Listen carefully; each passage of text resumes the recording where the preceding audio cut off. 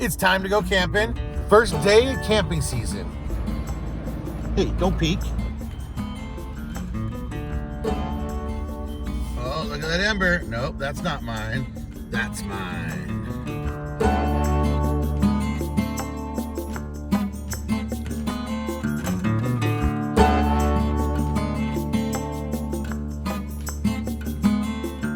Let's get packing.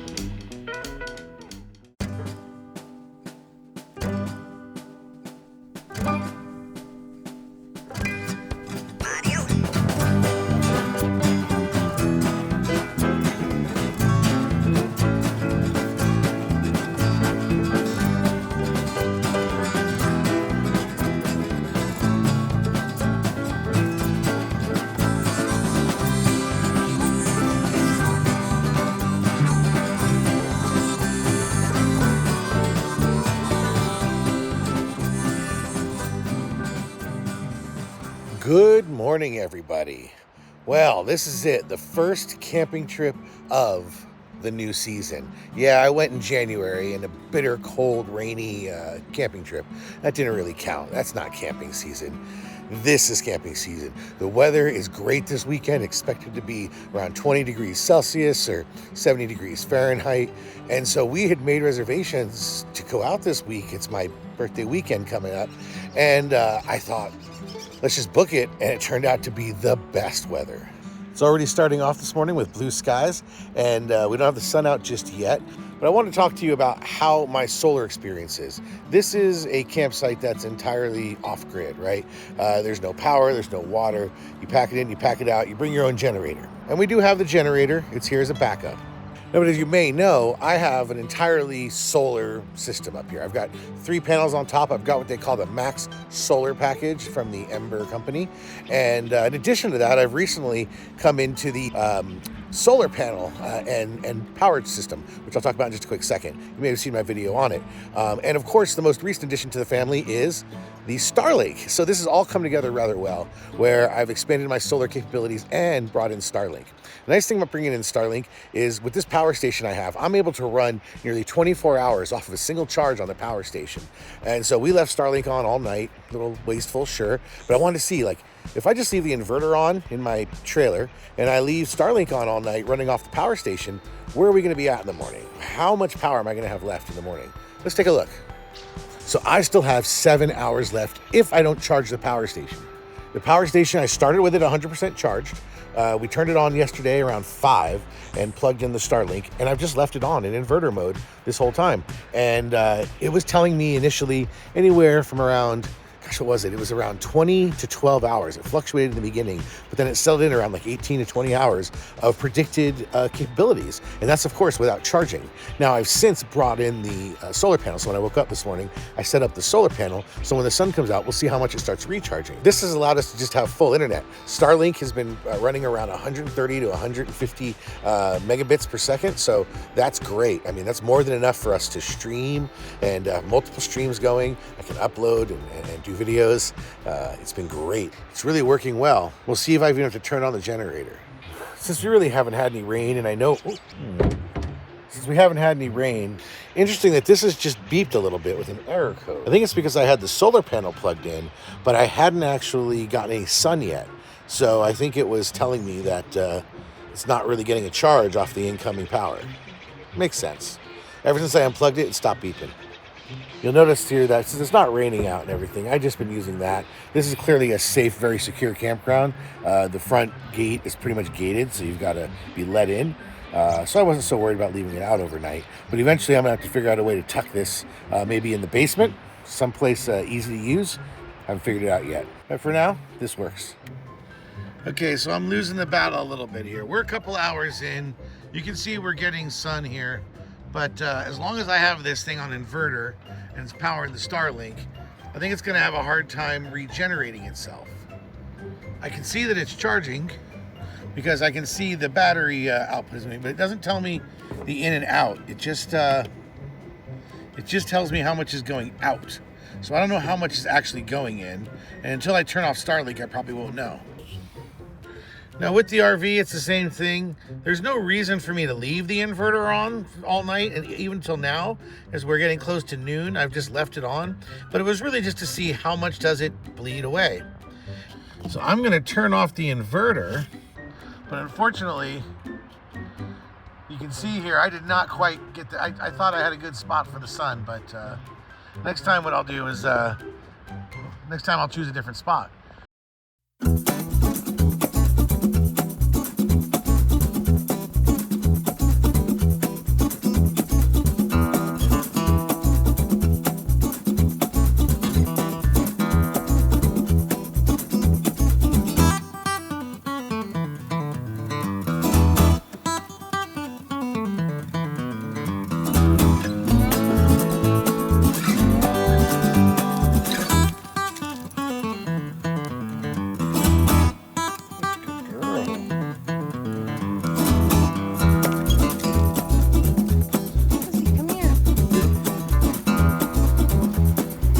The idea here is I've got the power station plugged into the truck, and that keeps it always charging whenever the truck is driving. And I've got the DC mode on. I got the SetPower plugged into the power station, and that's what's keeping this going all the time. So no matter what, this stays on because the power station is on DC mode, but then the power station is only being charged when the truck is running. Now let's go make lunch. So this is one of the reasons I wanted the cooler. When we go on RV trips, we'll often go on day trips for the whole day. And when we go out, we can't really bring food that's cold unless, you know, we bring a cooler and a bunch of ice, figure something out. With this, we've always got a refrigerator in the truck now. So this means we can bring ice cream, we can bring sandwich stuff, mayonnaise, all that stuff, and just make sandwiches on the go. We can go shopping while we're traveling and keep the food in the fridge for when we get home. It's just really a great, great device, and it's been working flawlessly. How many pieces of cheese do you want? 2. Each time I set the temperature, it holds that temperature. Even if I unplug it for a little while, it barely drops. And even when I turn it off for a little while, like right now and have it here on the table, it's amazing how well it holds. It's cold. It's really well insulated. Now that I got the SetPower dual zone fridge and I can just keep it in the truck, when we go on these day trips, these road trips, I'm able to basically not have to eat out anymore. We save so much money by just making sandwiches or bringing food to make rather than eating out just because we didn't bring a cooler with us. If you use this discount below and you go to the link in my description, that will allow you to get a 16% discount on this product. So it's already a great value for the dollar, and now it got 16% better. So make sure you use the discount code RVingWithJoe. So we chose a bad parking spot, too many trees. And as a result, we're only at 27%. We are at 27% after letting it sit here all day. Now the refrigerator is on. I don't think we have anything else plugged into the DC, but if you don't have direct sunlight on these Go solar panels, they don't really work so well. In fact, I'm doing some work right now in a video to talk more about that. These particular panels are very sensitive to shade. So I'm gonna fire up the generator now. So yeah, I'm running the generator here on day 3 after the second night here. And that's just mainly because, again, I parked and got a spot that's just too shaded. Didn't think about the angles too much. And I was more focused on the Starlink and getting it north-facing space and didn't really think about the sun. So needless to say, I went and took the power station while I'm running the generator, Took it offline. It's been working great overnight, keeping Starlink up nearly 24/7 as long as we've been here. We've had Starlink running off that power station. So we took the power station off. I put it over here in the sun, kind of away from the trailer where it's going to get some good light. Now let's see if it's charging. All right, getting about 73 watts in. So the angled morning sun here is a big problem, right? It's March. I'm in British Columbia, which is a higher latitude up here. And so I'm not going to get direct sunlight right now. So we'll see what I can come out here maybe a little later after the sun sort of arcs a bit more.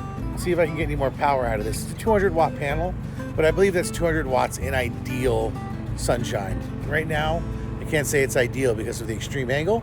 Let's see what happens a little later this morning. It's going to be a while. Again, I can barely get clearance on these trees. This is about the sunniest it gets.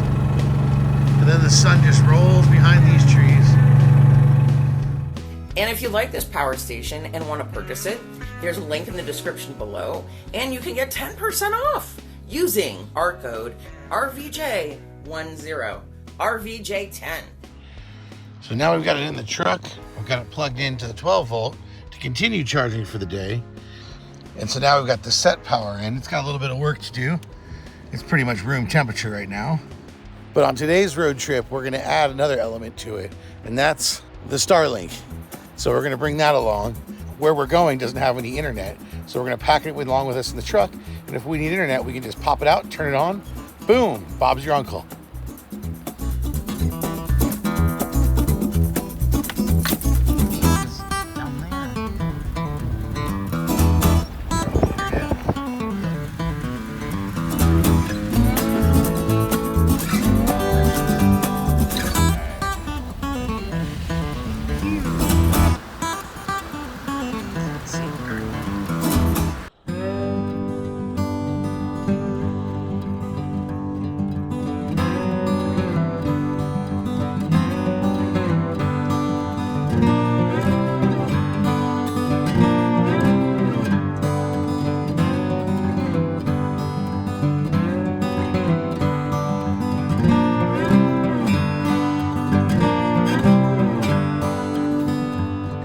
If you ever need to find Linus, you'll generally find him in the shade.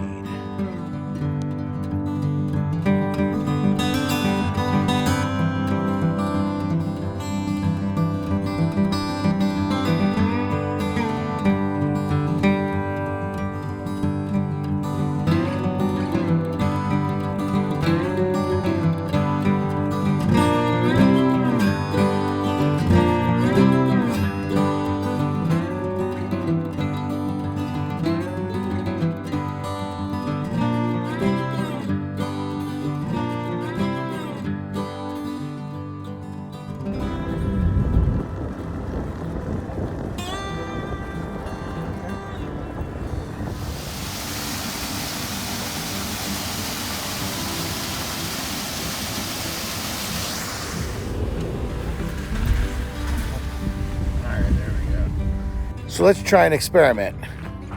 The Starlink worked great when I was stopped down the middle of the road. You all saw maybe my live YouTube feed that was shot from this. It was kind of my first test.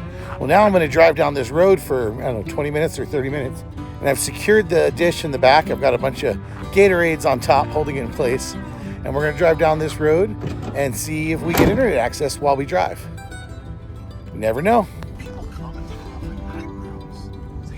And there it is. There's the test. We're watching RV with Joe on YouTube while driving down the road on Starlink. It's not sanctioned, but it works. You know, I didn't really record much of us making dinner this weekend, but since we're doing leftovers tonight, this kind of sums it up. We had smokies, we had some burgers, and we had some chicken wings and chicken thighs that we made. And of course, we're making the last of the asparagus and the last of the salad inside, since tonight is the last dinner night.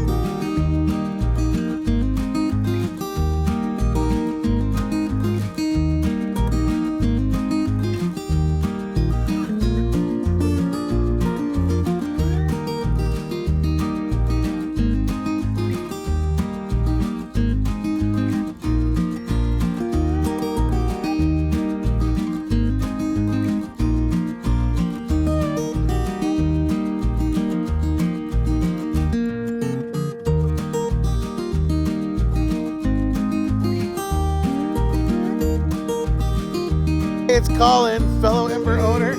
That's right, shout out.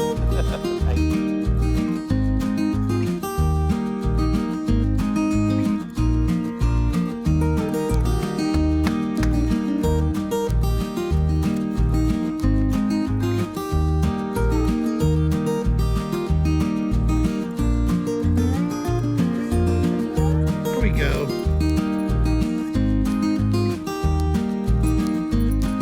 Lizzie! Lizzie! Lizzie! Oh, no, what's that?